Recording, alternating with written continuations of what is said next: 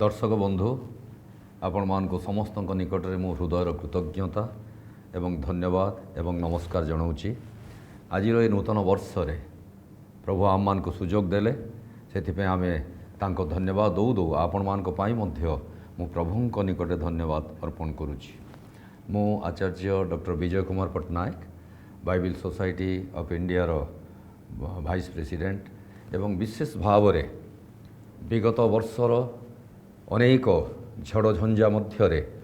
जेतबेले मन करे भौणी तुहिना दास तांको नेतृत्व रे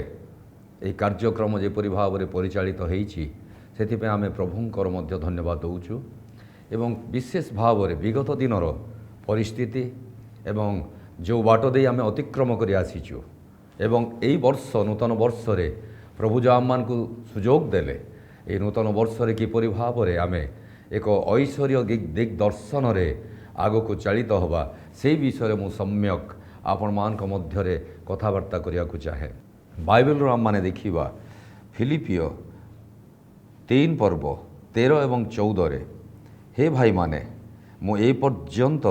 ताहा धरिअछि बोली मने करू नाई किंतु गोटिए विषय मु कहूअछि एवं करूअछि पश्चात विषय सबु मनरु दूर करी सम्मुखरे थिबा विषय गुड़िक प्रति दृष्टि रखी ख्रीष्ट जीशुंक ठारे ऐश्वर्य स्वर्गीय आह्वानर पण पाइबा निमंते प्राणपण करी लक्ष्य स्थल को धावमान बा दौड़िबा पई प्रयास करूअछि चेष्टा करूअछि। एठी प्रेरित पाउल दी पद मध्यरे तांको जीवन रो सारांश को से एठी व्याख्या करि अछंती। से किपरि भाव रे प्रभुंक निकट रे पहुँचिले एवं जदि दमेशकर पथरे प्रेरित 9 अध्याय जेतबेले आम माने देखिबा दमेशकर पथरे किपरि से प्रभु को ग्रहण कले 3 दिन 3 रात्र तांक से अंध हो पड़िले एवं अंध हो पड़ा समय से निजको प्रभुंक निकट रे समर्पित कले एवं सेही दिन तांको पई एक नूतन वर्ष आरंभ हैला नूतन दिन आरंभ हैला एवं विगत दिनर समस्त तांकर कार्य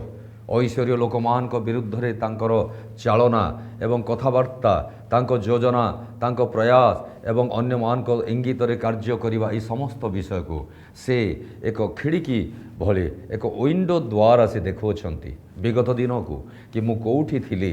कौन करूथिली एवं किपरि भाव रे जीवन यापन करूथिली गोटे जगह रे छिड़ा हिचंती आमे जेतबेले बस रे जाऊ किंबा ट्रेन रे जाऊ सेही समय रे आमे अनुध्यान करू खिड़की देकी आमने देखु थाओ केते जगह केते किलोमीटर केते दूरता आम माने अतिक्रम करिचु एवं केते दूर आम मान को आहुरी जीवाकू पड़िबो या को जेपरि भाव रे कहा जाए विंडो व्यू बा खिड़की द्वारा आम माने निजको निजे देखि पारिबा दिग्दर्शन नहीं पारिबा अनुभव करि पारिबा एवं निजको मध्य शासन करि पारिबा। प्रिय बंधुगण नूतन वर्षर प्राधान्यता होची आम माने जेतबेले पुराना वर्ष को अतिक्रम करिचु आम माने अनेक कार्य भल करिचु अनेक कार्य ठीक करि पारिना अनेक कार्य चेष्टा करिचु किंतु सेईटा को सफल करि पारिना आम माने जदि सेई खिड़की परी जेपरि प्रेरित पाउल पूर्व कथा को देखुअछंती एवं कहउछंती मु पुराना विषय को देखुअछि मु कौन करूथिली किपरि समस्त विषय को संचालन करूथिली एवं 3 दिन 3 रात्र जेतबेले से पहुँची अछंती एवं पहुँचिकी प्रभु को अनुग्रह रे प्रभु बोली से निज मुखरे स्वीकार करि अछंती एवं सेही समय रे विगत एवं आगत एवं मझिरे नूतन वर्षर से 1 तारिख एवं एई 1 तारिख रे जेतबेले आमने पदार्पण करिचु विगत वर्ष 2025 एवं आसंता एई वर्षर प्रारंभरू 2026 रो शेष पर्याय पर्यंत शेष समय पर्यंत एक रूपरेखर अनुध्यान होची नूतन वर्षर विशेषतः आउ ए अनुध्यान मध्य आम माने कौन करि पारिचु एवं कौन करि पारिना। प्रेरित पाउल सेई दमेशकर पथरे 3 दिन 3 रात्र चक्षु अंध हेबा परे से प्रार्थना करुछंती निजको संपूर्ण रूपे प्रभुंक निकट समर्पण करुछंती ऐश्वर्य उपस्थिति ପବିତ୍ର ଆତ୍ମାଙ୍କର ଚାଳନା ଏବଂ ପବିତ୍ର ଆତ୍ମାଙ୍କର ଦିଗ୍ଦର୍ଶନ, ଐଶ୍ୱର୍ଯ୍ୟ, ଶାନ୍ତି, ଐଶ୍ୱର୍ଯ୍ୟ, ଉପସ୍ଥିତି ଏବଂ ପ୍ରଭୁଙ୍କ ଲୋକମାନଙ୍କ ନିକଟରେ କଥାବାର୍ତ୍ତା କରିବା, ଅନ୍ୟକୁ କ୍ଷମା ଦେବା, ଅନ୍ୟମାନଙ୍କ ପାଇଁ କାର୍ଯ୍ୟ କରିବା, ଅନ୍ୟମାନଙ୍କ ପାଇଁ ସେବାର ଏକ ପଣ ରଖିବା, এই ଦୁଇଟା ବିଷୟକୁ ସେ ଏଇଠି ଛିଡ଼ା ହେଇ ଠିକ୍ ବୋର୍ଡ଼ରରେ ବା 1 ତାରିଖ ଯେପରି ଆମମାନେ ବୁଝାଏ ଠିକ୍ ଜାଗାରେ ଛିଡ଼ା ହେଇ ସେ ଅନୁଧ୍ୟାନ କରୁଅଛନ୍ତି ମୁଁ କେଉଁଠି ଥିଲି ଏବଂ ଆଜି ମୁଁ କେଉଁଠି ଅଛି, ଆସନ୍ତା ଦିନରେ এই ବର୍ଷର ଶେଷ ପର୍ଯ୍ୟାୟ ପର୍ଯ୍ୟନ୍ତ ମୁଁ କ'ଣ କ'ଣ କରିବାକୁ ପଡ଼ିବ। ଏକ ପାର୍ଥକ୍ୟ ଏବଂ ଏକ କମ୍ପାରିଜନ୍ ବା ତୁଳନାତ୍ମକ ଭାବରେ ସେ ନିଜକୁ ଅଭିହିତ କରୁଅଛନ୍ତି ଏବଂ ସେ କହୁଛନ୍ତି ମୁଁ ଆସନ୍ତା ଦିନମାନଙ୍କରେ ଦୌଡ଼ିବା ପାଇଁ ପ୍ରୟାସ କରିଛି, ପ୍ରତିଜ୍ଞା କରିଛି। ଗତ ବର୍ଷ ଯେତେବେଳେ ଆମମାନେ 1 ତାରିଖରେ ପ୍ରଭୁଙ୍କ ନିକଟରେ ପ୍ରାର୍ଥନା କରିଥିଲୁ, ପ୍ରଭୁ ଏହି ବର୍ଷ ମୁଁ ଏଇସବୁ କରିବି, କିନ୍ତୁ ଆମେ ଯେତେବେଳେ ପୂର୍ବ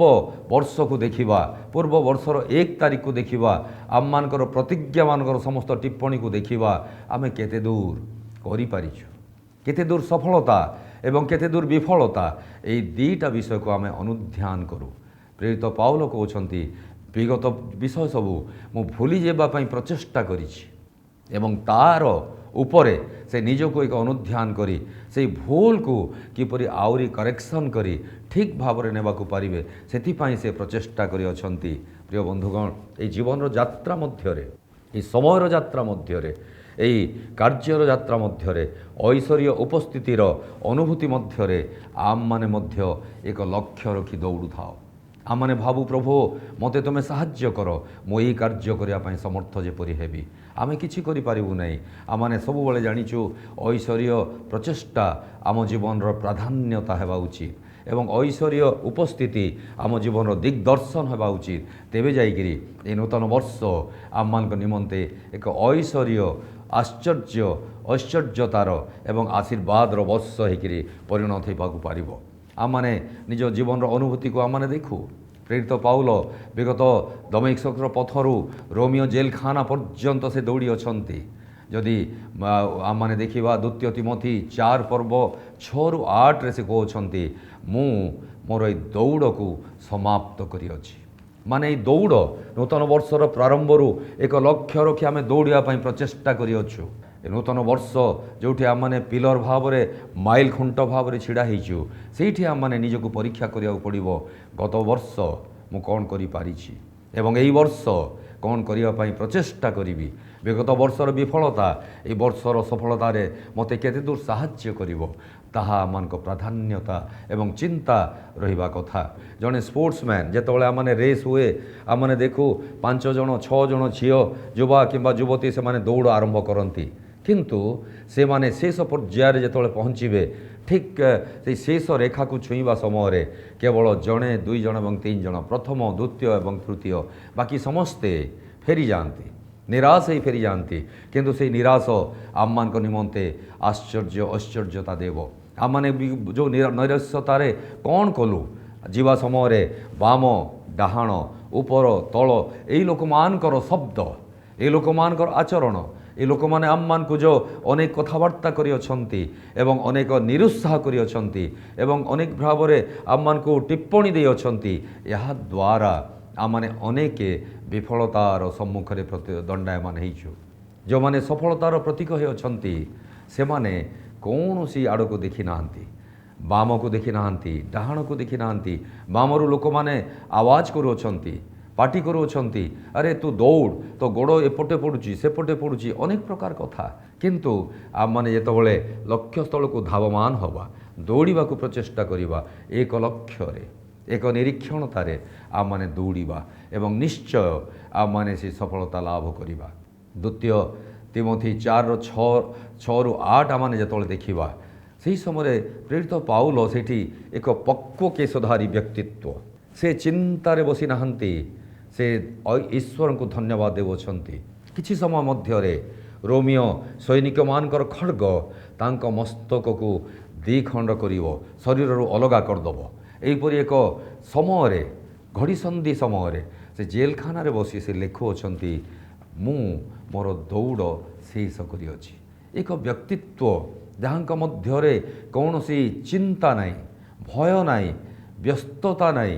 ୱରି କିମ୍ବା କୌଣସି ଡର ଭୟ ନାହିଁ, କେବଳ ପ୍ରଭୁଙ୍କ ନିକଟକୁ ଲକ୍ଷ୍ୟ ରଖି ଦୌଡ଼ିବା ପାଇଁ ଏକ ପ୍ରୟାସ ଏବଂ ପ୍ରଭୁଙ୍କ ଉପରେ ନିଜକୁ ସମର୍ପିତ କରିବା ଜୀବନ। ଏହା ହେଉଛି ନୂତନ ବର୍ଷର ଆମମାନଙ୍କ ନିମନ୍ତେ ଏକ ଶିକ୍ଷା। ପ୍ରିୟ ବନ୍ଧୁଗଣ, ପ୍ରେରିତ ପାଉଲଙ୍କ ଜୀବନୀ ଆମ ଜୀବନରେ ଆମମାନେ ଏକ କମ୍ପାରିଟିଭ୍ ଭାବରେ, ଏକ ତୁଳନାତ୍ମକ ଭାବରେ ଆମମାନେ ଦେଖୁ ଏବଂ ଅନୁଧ୍ୟାନ କରୁ ସେ କିପରି କେତେ କଷ୍ଟ, ତାଡ଼ନା, ଭୋକ, ଉପାସ ଏବଂ ଲୋକମାନଙ୍କର କ୍ରିଟିସାଇଜ୍, ଲୋକମାନେ ତାଙ୍କୁ ଅନେକ ଭାବରେ ଇତସ୍ତତ କଥାବାର୍ତ୍ତା କରି ମିଥ୍ୟା ଭାବରେ ତାଙ୍କୁ ଅନେକ ଭାବରେ ତାଡ଼ିତ କରିଥିଲେ, କିନ୍ତୁ ସେହି ସମସ୍ତ ବିଷୟକୁ ସେ କେବେ ବି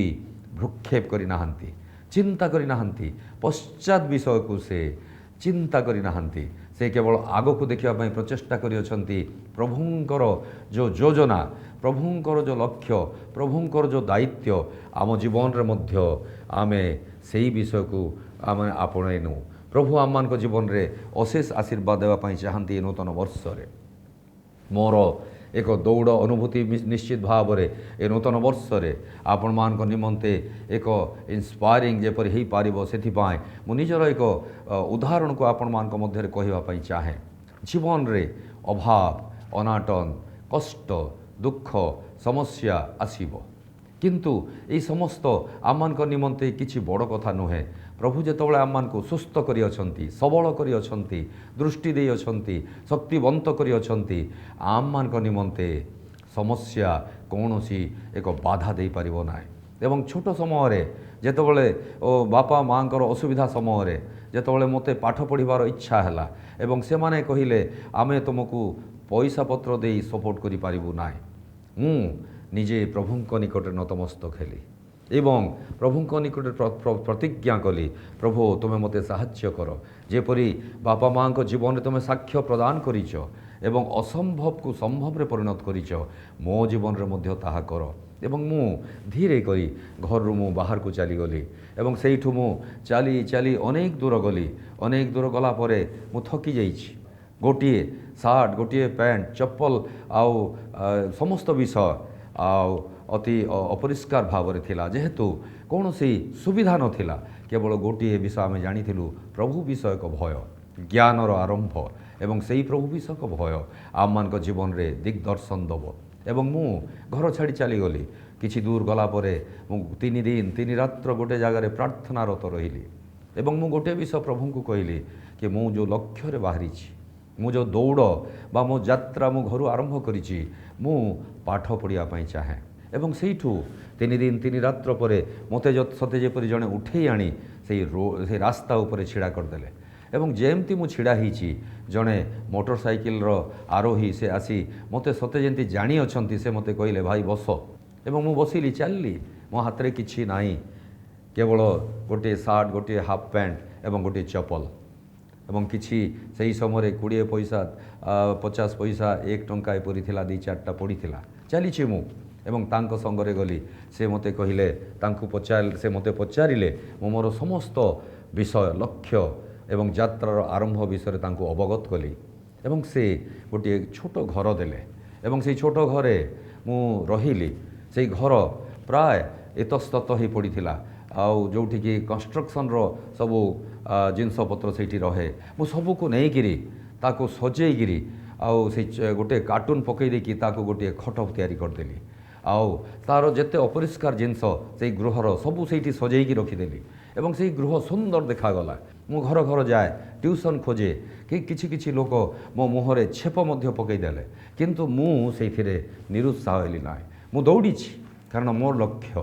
ପ୍ରେରିତ ପାଉଲଙ୍କ ପରି ଯେପରି ସେ କହିଲେ, ମୁଁ ସେଇ ଦୌଡ଼ ଶେଷ କରିଅଛି, ମୁଁ ସେଇ ଲକ୍ଷ୍ୟରେ ଚାଲିଛି ଏବଂ ପହଞ୍ଚିଲି, ଘର ଘର ପହଞ୍ଚିଲି, ଟ୍ୟୁସନ୍ ପାଇଲି, ନିଜ ପାଠପଢ଼ାର କିଛି ସମ୍ବଳକୁ ବ୍ୟବସ୍ଥା କଲି ଏବଂ ସଫଳତା ହେଲି। ମୋ କହିବାର ଅର୍ଥ, ଆମମାନେ ଯେଉଁ ଲକ୍ଷ୍ୟ ନେଇ ନୂତନ ବର୍ଷରେ ଦୌଡ଼ିବା ପାଇଁ ପ୍ରଚେଷ୍ଟା କରିଛୁ, ପ୍ରିୟ ବନ୍ଧୁଗଣ, ସେହି ଦୌଡ଼ ପାଇଁ ଆମମାନେ ଏକ ଲକ୍ଷ୍ୟ ନେଇ ଚାଲୁ, ପ୍ରଭୁଙ୍କୁ ଦେଖୁ ଏବଂ ନିଜେ କର୍ତ୍ତବ୍ୟପରାୟଣ ହେଉ, ନିଜେ କିଛି କାର୍ଯ୍ୟ କରୁ, ଅନ୍ୟମାନଙ୍କ ଉପରେ ନିର୍ଭର ନ କରି ନିଜ ଗୋଡ଼ରେ ଛିଡ଼ା ହେବା ପାଇଁ ପ୍ରଚେଷ୍ଟା କରୁ। ଅନ୍ୟମାନେ ସବୁ ଦେବେ, ସାହାଯ୍ୟ କରିବେ, ସେ ଦେବେ, ତାଠୁ ନେବି, ଏହି ମନୋବୃତ୍ତି ଆମ ଜୀବନରେ ନ ରହୁ। ଏହି ନୂତନ ବର୍ଷ आपण जीवन में एक शक्ति एवं साधारण एवं सामर्थ्य दौ जेपरी आपण ए नूतन वर्ष में सफलता लाभ करें सेहीपरि प्रतिज्ञा आपण मैंने ने प्रभु आपण मान अशेष भाव में आशीर्वाद करेंगे। प्रेरित पाउल पक्व केशरे से जेलखाना मध्य बसी से लिखुंट मु मोर दौड़ शेष करी एक लक्ष्य प्रेरित पाउल जेपरी दमेशकर पथरे प्रार्थना कले एक लक्ष्य नहीं कहले मु मोर दौड़ को शेष करी एवं द्वितीय तिमोथी 4 पर्व 6-8 से लिखुंट मु मोर दौड़ शेष करी ए नूतन वर्षर प्रारंभ तांकर ये समाप्ति बा तांकर ये दौड़ शेष करिवार जो घोषणा आम जीवन रे एक उदाहरण हो जेपरी एई नूतन वर्ष रे आमने ऐश्वर्य प्रेरणा रे आमने कार्य करिबा आमने देखिबा ऐश्वर्य समस्त आशीर्वाद सहित ये जागतिक भाव में मध्य समस्त ऐश्वर्यता कार्य एवं आमମାନଙ୍କର इच्छा जेपरी जहाँ कि आम मैंने प्रभु निकट प्रार्थना रखीचु प्रभु आपण जीवन में अनेक भाव में सफल करेंगे। प्रभु आपण मान अनेक भाव में आशीर्वाद करंतु ए नूतन वर्षर प्रारंभ ऐश्वर्य प्रेरणा रे एक लक्ष्य रे धावमान होवाई आम हृदयर गभीरतम प्रदेश चेष्टा करूँ। प्रभु समस्त सहवर्ती हूँ सफलता दिंतु। थैंक यू धन्यवाद।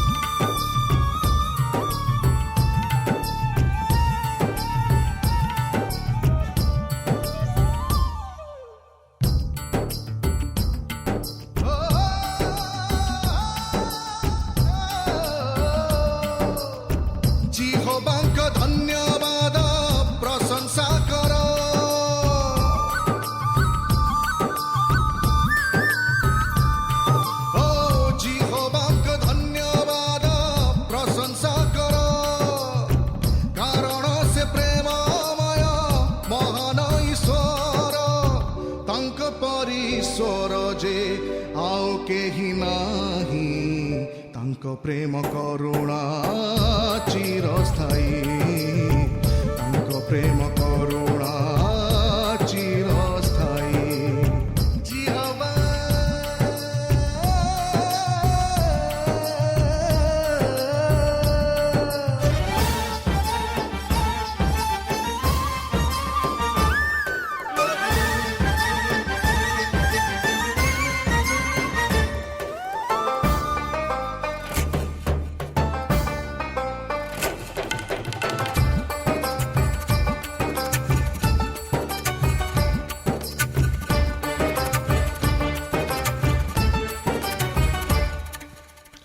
सृष्टि कले ज्ञान बले नील आकाश भूमंडल जल राशि तांक कृतित्व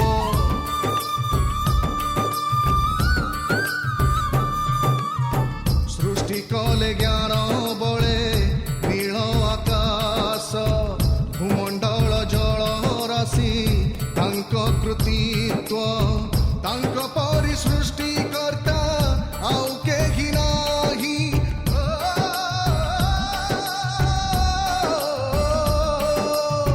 तांक परि सृष्टि करता आउ केहि नाही तांक परि सृष्टि करता आउ केहि नाही तांक दया करुणार शेष नाही तांक दया करुणार शेष नाही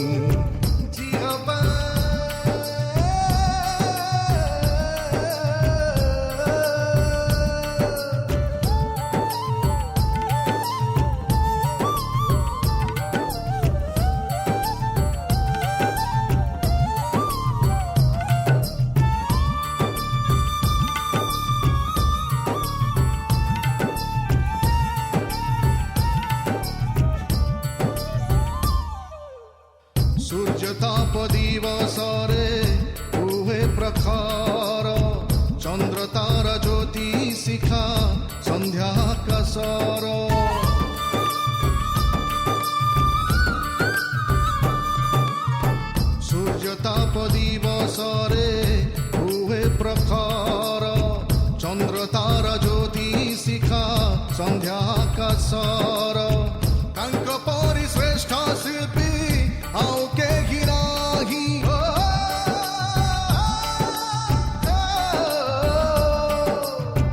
ତାଙ୍କ ପରି ଶ୍ରେଷ୍ଠ ଶିଳ୍ପୀ ଆଉ କେହି ନାହିଁ ତାଙ୍କ ପରି ଶ୍ରେଷ୍ଠ ଶିଳ୍ପୀ ଆଉ କେହି ନାହିଁ ତାଙ୍କ ପ୍ରେମ କରୁଣାର ଶେଷ ନାହିଁ ତାଙ୍କ ପ୍ରେମ କରୁଣାର ଶେଷ ନାହିଁ ଜିହବା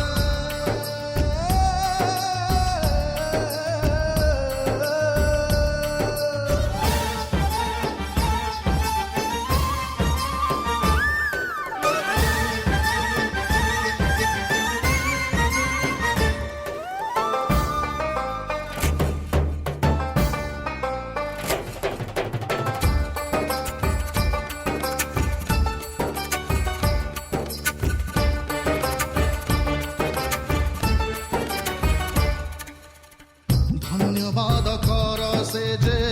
স্বর্গস্থ পিতা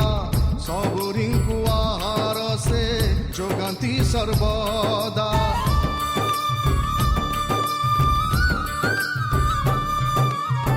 ধন্যবাদ কর সে যে স্বর্গস্থ পিতা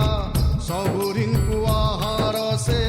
যোগান্তি সর্বদা তাঙ্ক পরি প্রেমকারী ଆଉ କେହି ନାହିଁ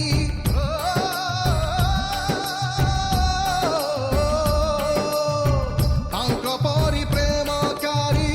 ଆଉ କେହି ନାହିଁ ତାଙ୍କ ପରି ପ୍ରେମକାରୀ ଆଉ କେହି ନାହିଁ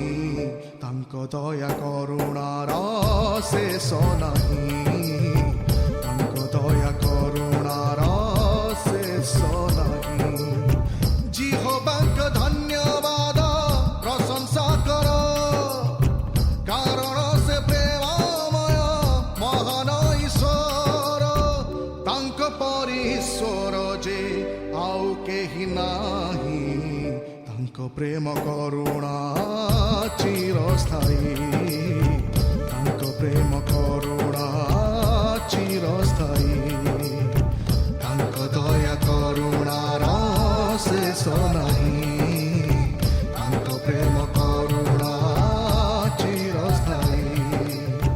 ତାଙ୍କ ଦୟା କରୁଣାର ଶେଷ ନାହିଁ ତାଙ୍କ ପ୍ରେମ କରୁଣା